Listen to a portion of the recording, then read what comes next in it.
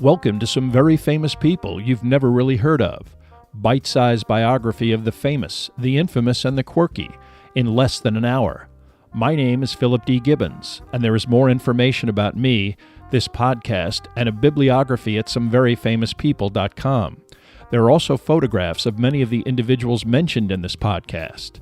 At the conclusion of Part 2 of this presentation, there will be additional suggestions concerning further information about today's subject, Robert E. Lee.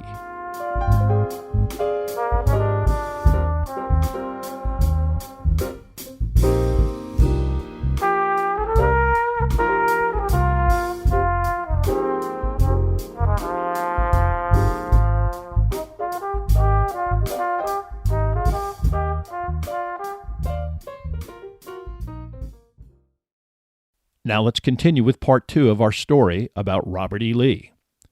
After the death of Stonewall Jackson, Lee reorganized his army into three corps, commanded by James Longstreet, Richard Ewell, and A.P. Hill, respectively.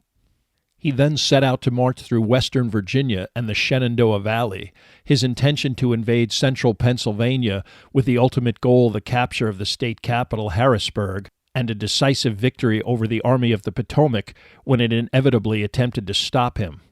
The invasion was an immediate success when Ewell's corps overran a Federal garrison at Winchester, Virginia, on June 15th. Other Confederate troops proceeded across the Pennsylvania border, and by the end of the month, Confederate troops were scattered all over southern Pennsylvania, their attempts to forage food and supplies ranging as far west as Chambersburg, as far north as Carlisle, and as far east as York. Unfortunately, Lee's cavalry under Jeb Stuart got separated between Lee and the Union Army, which was tracking Lee's progress. Hooker intent on keeping pace in a defensive posture. On June 27th, when he got into a disagreement over strategy with both Lincoln and General-in-Chief Henry Halleck, Hooker impulsively submitted his resignation. It was accepted, and Hooker was replaced by General George Meade. Lee's cavalry remained far to the east, so his spread-out invasion columns had no idea where the Union Army was. On June 30th, an advance contingent of the Confederate division commanded by Henry Heath, in search of shoes and other supplies, wandered into the small Pennsylvania town of Gettysburg. They quickly retreated when confronted by Union cavalry. As Heath's division was part of the corps commanded by A.P. Hill, on July 1st, Hill ordered two divisions to enter the town to determine the strength and composition of the town's defenders. They were momentarily stopped by the same cavalry, who held out until reinforced by troops from the Union First Corps. Two other divisions from Ewell's corps then descended upon the town from the north, helping to push the Union troops out of the town and turning their retreat into a full-scale rout. More Union troops arrived and set up defensive positions on a group of hills southeast of the town. Most of this position centered on an elevation known as Cemetery Hill. Robert E. Lee did not arrive upon the scene until midday and was alarmed by the spontaneous attack. He had given orders to not engage the enemy until the entire army was present and Union positions and terrain were properly assessed. With sundown approaching, troops under Corps Commander Ewell, who had received ambiguous orders from Lee, hesitated instead of attempting to attack Cemetery Hill. Lee ultimately decided to wait for the following day to organize his formerly scattered troops, who were arriving at Gettysburg with each passing hour. This was the first of several strategic mistakes made by Lee's subordinates at Gettysburg. Ewell had replaced Stonewall Jackson, who would have never hesitated to continue the attack. A breakthrough then at Cemetery Hill might have completely routed Federal troops and ended the battle in one day. Lee, however, was confident that on July 2nd he could successfully implement an attack that would accomplish this same goal. Unfortunately, Lee would have to deal with dissension within his general staff from James Longstreet, an opinionated and influential corps commander. Longstreet had not supported the northern invasion to begin with, and also claimed that Lee should adopt a defensive position and attempt to draw Meade's now fully assembled Army of the Potomac into an attack reminiscent of Fredericksburg. But Lee disagreed. He ordered Longstreet to attack the Union left, believed to be only sparsely defended by Union troops. This attack would coincide with a thrust by Ewell at the Union right. Meade's troops set up in defensive positions in the shape of a fishhook. Lee's plan would simultaneously force the Union commander to engage all of his troops and increase Confederate chances for a breakthrough. Ewell would begin his attack when he heard artillery from Longstreet's assault on the Union left. Unfortunately, Longstreet let his strategic differences affect his implementation of Lee's orders. Lee had met with Ewell in the early morning of July 2nd, and when he returned to his headquarters at 11 a.m., Longstreet had done nothing to prepare for his assault. Lee again ordered Longstreet to attack, but it would be 5 hours and 4 p.m. before Confederate troops began to march. They successfully pushed through locations that have been permanently etched into American history: the Peach Orchard, the Wheat Field, and Devil's Den. Union reinforcements rushed to halt the onslaught at Little Round Top, a rocky hill that served as a natural defensive position. Meade's precarious hold on the left flank of the line was maintained after Union counterattacks by troops who would run out of ammunition used a bayonet charge to push the rebels off of Little Round Top. Ewell's attack on the Union right flank, already hampered by a late start, failed to capture Culp's Hill, and after 2 days of bitter fighting, Lee had not administered the knockout blow he was looking for. After routing the Yankees on day 1 and coming close to victory on day 2 with an effort that was determined but disorganized, Robert E. Lee believed that a coordinated effort would finally succeed. His plan called for a resumption of the attack on Culp's Hill, while other troops pounded away at the Union center on Cemetery Ridge. He would also send cavalry under newly arrived Jeb Stuart behind Union lines to disrupt any attempt at an orderly retreat. Longstreet was again ordered to implement this plan of attack. However, he allegedly first told Lee that he should instead attempt to march to Meade's left and take a defensive position, hoping again to provoke an attack by Meade. When Lee firmly maintained that he would strike the Union center, Longstreet complied but subsequently maintained that such an attack would fail. Again, he half-heartedly assembled troops from 3 Confederate divisions, commanded by Generals Pickett, Pettigrew, and Trimble. In conjunction with Ewell's attack on Culp's Hill, Lee envisioned a massive artillery barrage to soften up the Union line. Then approximately 13,000 troops would march for 3/4 of a mile across an open field, with artillery support continuing to batter Federal troops hunkered down behind wooden fences and stone embankments. Lee wanted the day's battle to begin as early as possible. Attacks against Union fortifications on Culp's Hill began in the morning, but again it was not until midday that Longstreet organized the units to attack Cemetery Ridge. The Confederate artillery barrage finally began at 1 p.m. Meant to destroy Union batteries, this hour-long bombardment was mostly ineffectual, and Confederate guns were running short of ammunition when the infantry began its steady march, its objective a clump of trees at the center of the Union line. Longstreet was so distraught that he avoided giving a verbal command for the attack to begin. When repeatedly asked by General George Pickett if he should proceed, Longstreet finally merely nodded, and what was to be known as Pickett's charge began. Ewell's attack on Culp's Hill, ferociously repelled by deeply entrenched defenders, had already concluded, and the artillery support meant to accompany the attack was halted. Lee's troops would attempt to take Cemetery Ridge on their own. The Confederate battle group stretched 1.5 miles wide when it began to march. As Union artillery shredded the oncoming troops and ranks closed to fill the gaps, the battle line shrunk to 0.5 mile. Still, the Southern brigades advanced, close enough to be further decimated by concentrated rifle volleys. In the face of this murderous barrage, Cemetery Ridge was breached in 2 spots. One of Pickett's brigades, commanded by General Lewis Armistead, successfully led 1,500 men beyond the Union fortifications before counterattacks and savage hand-to-hand fighting pushed them back. So many Confederate officers in Armistead's brigade were killed that no one was able to order a retreat, any survivors finally fleeing on their own. Armistead was mortally wounded and died 2 days later. Lee immediately realized that the attack was not only a failure, but a disaster. On his horse Traveler, he is said to have galloped forward and greeted his defeated troops by saying, "It is my fault." Of Pickett's 6,000 men, 3,000 were casualties, including all 15 regimental commanders. Other units suffered similarly, bringing casualties to approximately 6,500 in less than an hour.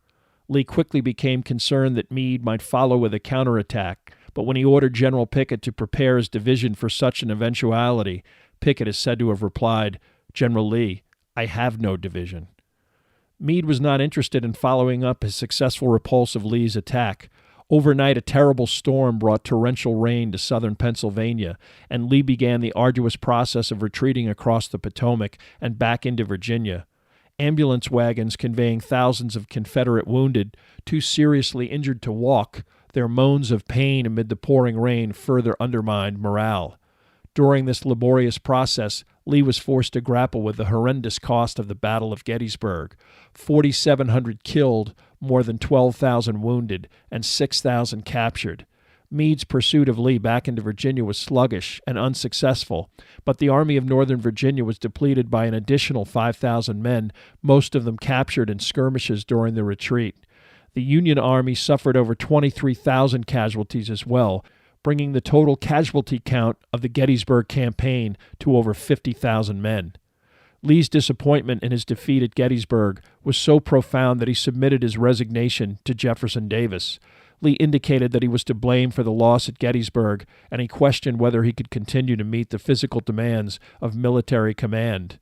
Davis emphatically rejected Lee's offer of resignation, telling him that replacing him would be an impossibility. Still, the situation facing the Confederate government was grim. On July 4th, one day after the defeat at Gettysburg, the garrison at Vicksburg surrendered, another 30,000 Confederate defenders taken prisoner. Strategically, the federal government had taken control of the Mississippi River and split the Confederacy into two parts. Not surprisingly, Davis declared August 21st as a day of fasting, reflection, and prayer, an indication of how dire the situation had become. The Gettysburg campaign would be the last offensive foray by the Army of Northern Virginia. For the rest of the Civil War, Lee would fight a defensive battle to prevent the capture of Richmond and forestall the inevitable. In the immediate aftermath of Gettysburg, Lee was forced to send one of his corps, commanded by Longstreet, to Tennessee, where Union troops had pushed the Confederate Army of Tennessee out of the state. Although he implored Davis to allow him to continue to attack the Union Army, Lee's troop strength of 46,000 after Longstreet's departure made that prospect untenable. The war was also taking a personal toll on Lee as well. His wife was lapsing into invalidity. His son Rooney had been taken prisoner. Rooney's wife would die during his imprisonment. Lee himself had gained weight, suffered from heart trouble, and was no longer the dashing figure of earlier days. The winter of 1864 found the Confederacy in deep trouble. U.S. Grant had been promoted in Tennessee and drove the Confederate Army into Georgia. In Virginia, Lee's army remained poorly equipped and poorly fed, desertion a constant problem. In some units, the majority of the soldiers were actually barefoot. In the spring, with the return of Longstreet's unit from the south, Lee would again hope to go on the offensive, but now he would face a Union army with over 120,000 men. He would also face the newly promoted Ulysses S. Grant, named General-in-Chief of the entire federal military effort. Additionally, Grant chose to accompany George Meade on the battlefield to directly supervise the effort against the Army of Northern Virginia. Grant's first attempt at an offensive in 1864 came in the Wilderness Campaign. Fought very near the location where the Battle of Chancellorsville took place, Lee hoped to manipulate the Union Army into marching through what was a dense forest of wooded briar patch, the perfect location to spring a counterattack against troops unfamiliar with the region. At the Battle of the Wilderness on May 5, 1864, Lee got his wish when Grant attacked first. After 3 days of fighting, Grant withdrew, but instead of heading back to the vicinity of Washington, D.C., he headed south to try and seize the strategic town of Spotsylvania, closer to Richmond than his previous location. Lee would have no time for a breather, and while inflicting more casualties on the Union at the Wilderness and forcing a tactical retreat, Lee had also lost 11,000 men of his own, losses he could not afford. Among the wounded was Corps Commander James Longstreet, who would not return to battle until October. One of his other Corps commanders, A.P. Hill, was also physically unable to continue, and in the perpetual cavalry skirmishes between the two combatants, on May 20th, Jeb Stuart died in Richmond from wounds suffered at the Battle of Yellow Tavern. Lee anticipated Grant's maneuver, and when Union troops arrived at Spotsylvania, Confederates were already there. The predictable slaughter went on for several days until serious rainstorms called a halt to the fighting. Once again, Lee fought Grant to a stalemate. Once again, Grant attempted to maneuver his way towards Richmond. Lee was able to keep his army between Grant and Richmond. His entrenched troops inflicted some of the most lopsided casualties since Fredericksburg at the Battle of Cold Harbor, fought in the first week of June. Grant lost over 12,000 men, futilely attempting to overwhelm dug-in Confederate troops. Lee lost approximately 3,000. It would be Robert E. Lee's last victory of the war. Perhaps because of a frustration born out of extreme competitiveness, or perhaps because of an underlying death wish stemming from a sense of impending failure, Robert E. Lee would have to be personally restrained from joining the ranks of combat during the spring and summer of 1864. 4 times at the Wilderness in Spotsylvania, staff officers, other commanders, and even soldiers would grab the bridle of Lee's horse Traveler and turn him around with a simple, "Go back, General Lee." Although Lee was inflicting considerable casualties upon the Army of the Potomac, the spring campaign of 1864, which would come to be known as the Overland Campaign, would cost the Confederate Army over 30,000 casualties. Despite suffering almost double this number, Grant ultimately decided on a new strategy which would emphasize the Union manpower and resource advantages. He would attempt to capture Petersburg, Virginia, a rail and supply center that, if seized, would essentially cut off Richmond from the rest of the Confederacy and force its eventual surrender. By the end of June, Lee established his army in a system of trenches that made the most of his lack of manpower. This maneuver allowed for a successful defense of Petersburg and Richmond, but it also turned the conflict into a war of attrition, a struggle that Lee couldn't possibly win in the long run. In Georgia, the news was even worse, with General Sherman pushing Confederate troops under Johnston back into the city of Atlanta. He was replaced by General Hood, but in September, Hood would eventually retreat from Atlanta, unable to stop Sherman's attack. The fall of Atlanta and Sherman's success propelled Abraham Lincoln's re-election and removed any Northern ambivalence about the Civil War. At Petersburg, Grant was content to let fall and winter ensue without any significant movement. Hunger and desertion would also plague the Army of Northern Virginia until the spring of 1865. But Lee's reputation would only surge as disaster befell the Southern cause across the Deep South. His ability to keep Richmond safe was perceived as nothing short of miraculous. By March of 1865, Lee understood that he needed to do something dramatic to change the dynamic at Petersburg and prevent Grant's spring offensive.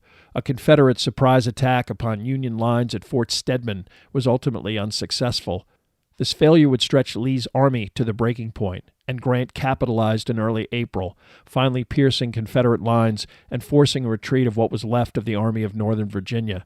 After meeting with Lee, General A.P. Hill was shot dead in a chance encounter with 2 Union stragglers, another senior member of Confederate leadership gone.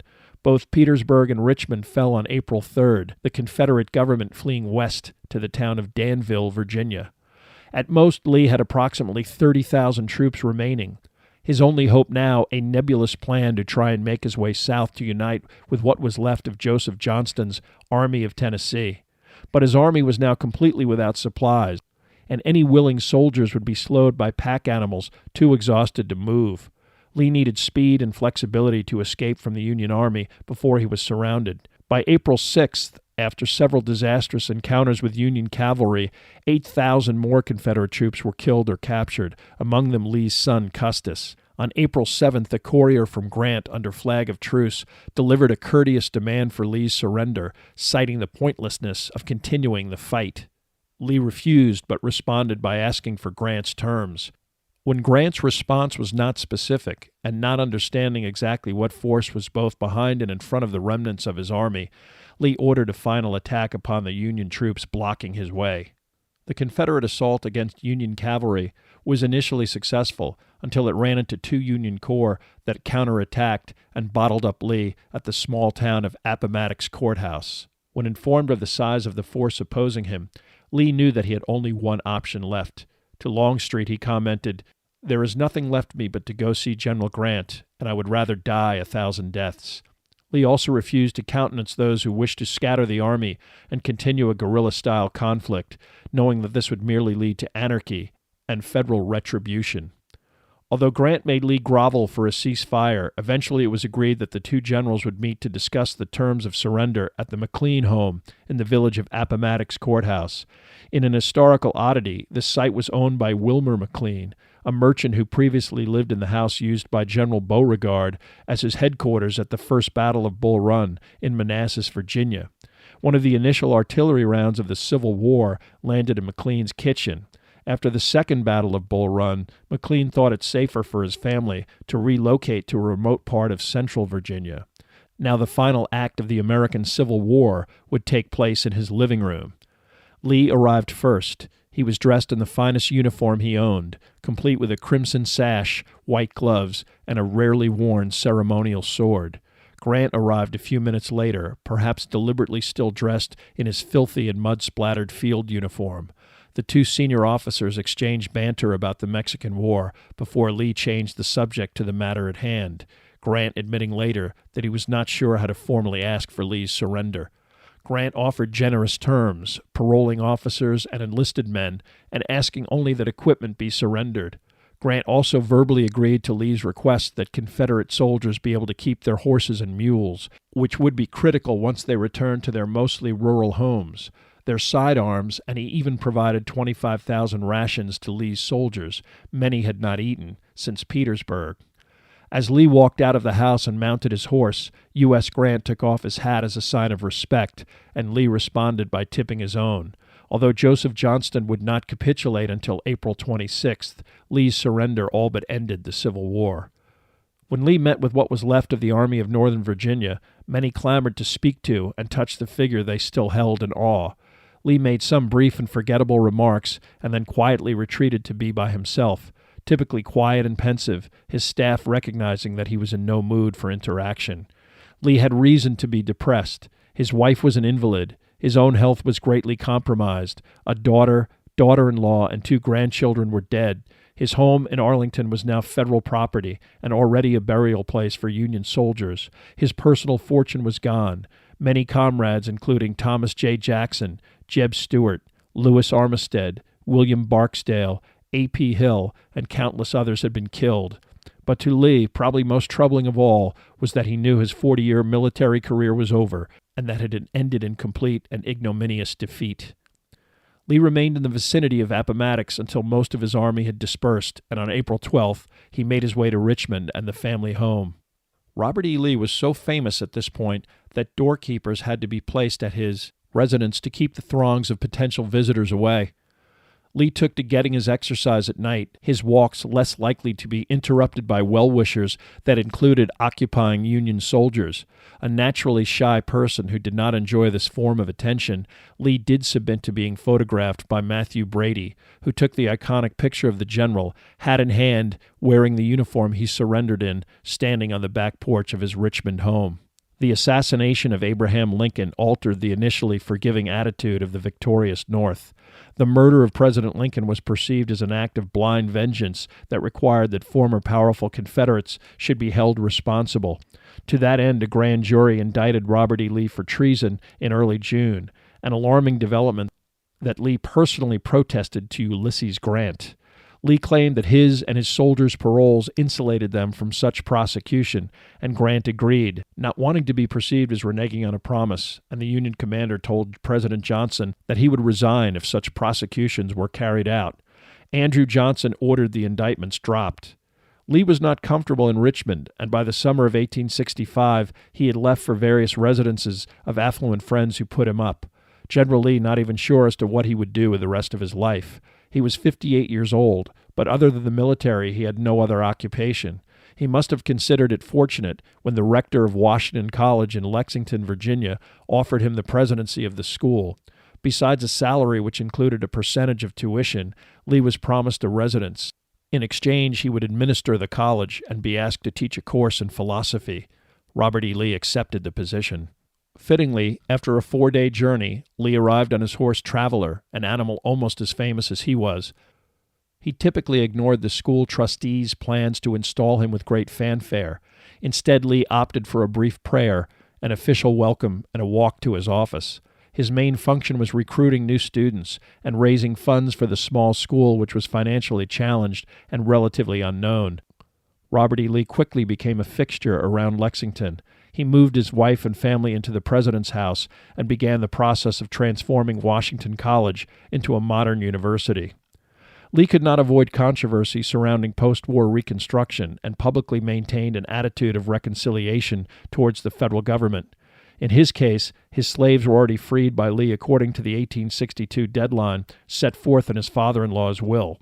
But in 1866 he was summoned to testify in Congress about his general attitudes towards the future and the future of the African American community. He essentially responded by saying that emancipation was a good thing because it might allow Virginia to be rid of African Americans entirely, a surprisingly prevalent attitude, even among some residents of northern states. Lee's tenure at Washington College was received positively, and he got a raise at a new state-of-the-art home. His portrait was painted by Frank Buchser, a Swiss painter commissioned by patrons in Switzerland to paint subjects related to the Civil War. Lee refused to pose in his uniform, stating that he was no longer a soldier, and instead he appears in a black business suit. Today, the picture hangs in the Swiss Embassy in Washington, D.C., only one of 3 portraits painted of Lee during his lifetime. By 1869, Lee's health was deteriorating to the point that he could barely walk from his home to his campus office without experiencing extreme chest pain. Unfortunately, medical opinion of the day continually diagnosed an obvious circulatory condition as rheumatism and prescribed cursory and ineffective remedies for his condition. Finally, Lee took a 2-month sabbatical in early 1870 to seek warmer climates in the South and to attempt to regain vitality. This trip to destinations like Savannah, Georgia, and Charleston, South Carolina, turned into a farewell tour of well-wishers, all wanting to meet and spend time with the great Robert E. Lee.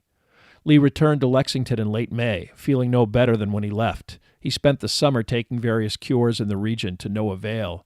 In late September, he prepared for the beginning of Washington College's 1870-1871 academic year. On September 28th, at a meeting of the directors of his local church, Lee's last official act was to agree to make up the remaining $55 of the rector's salary out of his own pocket. He walked home, and when he got to the dinner table, he was unable to lead his family in grace or even speak at all.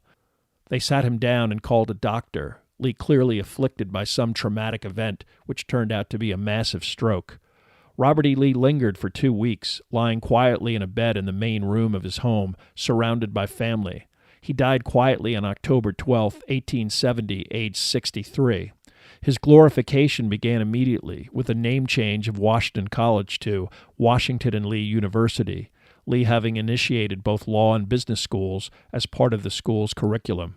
Within 4 years, accounts of Lee's death would include that his last words were, "Tell Hill," referring to General A.P. Hill, that he must come up, and then the succinct but eloquent "strike the tent," Lee's typical final order before preparing for battle. Based on his stroke and the ensuing pneumonia that killed him, it would be impossible for Lee to even speak, much less articulate such an emotion. But biographies of Lee would continue to perpetuate this legend well into the 20th century. Robert E. Lee also became the centerpiece of the Lost Cause movement of former Confederates and their sympathizers, the concept that the Civil War was a noble struggle against aggression waged heroically against impossible odds.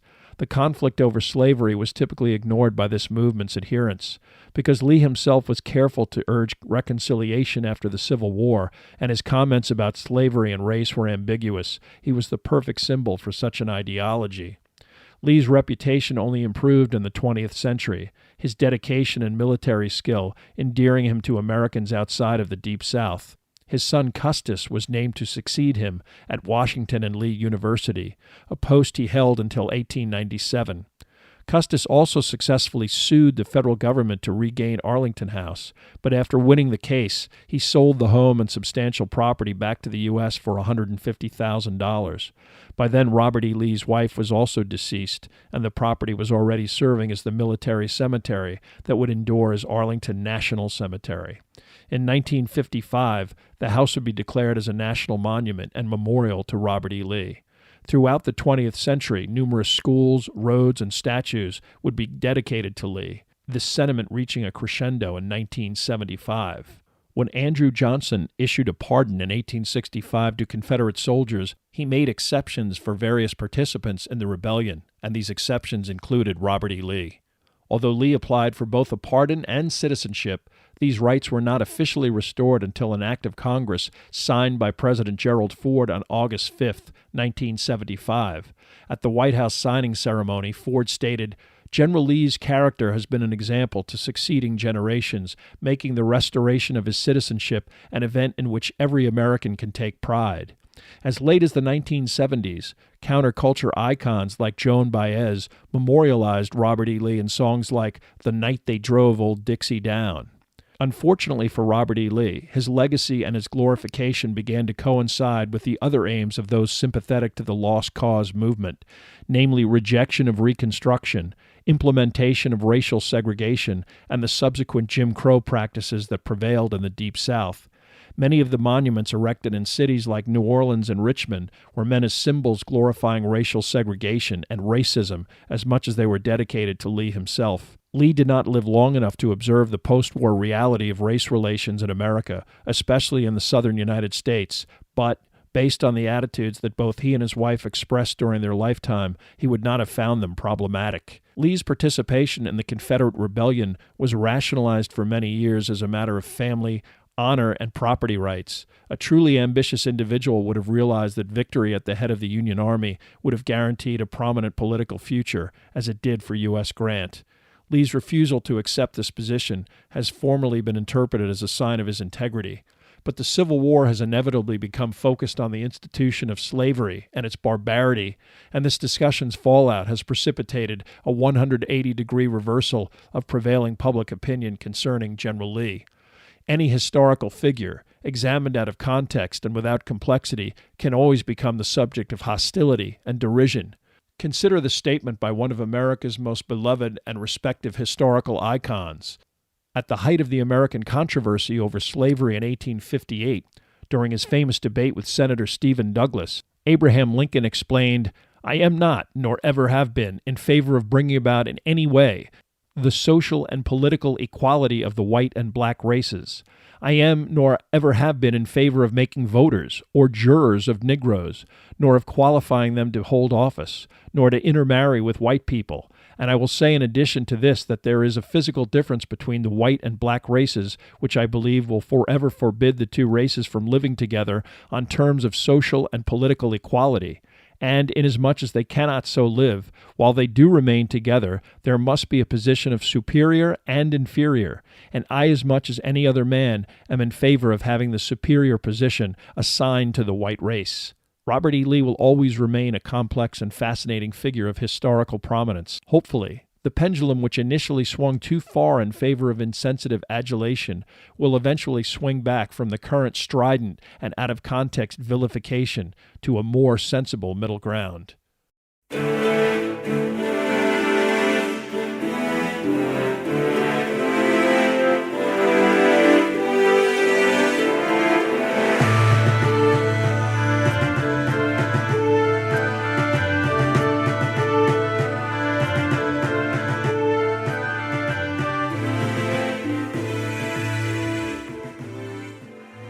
Thank you for listening to part 2 of this podcast about Robert E. Lee. Much of the information for this podcast came from Robert E. Lee, a biography by Emory M. Thomas, and Lee, The Last Years by Charles Braceland Flood. There are also additional photographs and bibliographical and musical information at someveryfamouspeople.com. If you have enjoyed this presentation, please like us at our Facebook page, Some Very Famous People, and follow us on Twitter at Philip D. Gibbons. Also rate us on iTunes and, if you have the time, leave a brief review. A link is provided at the website.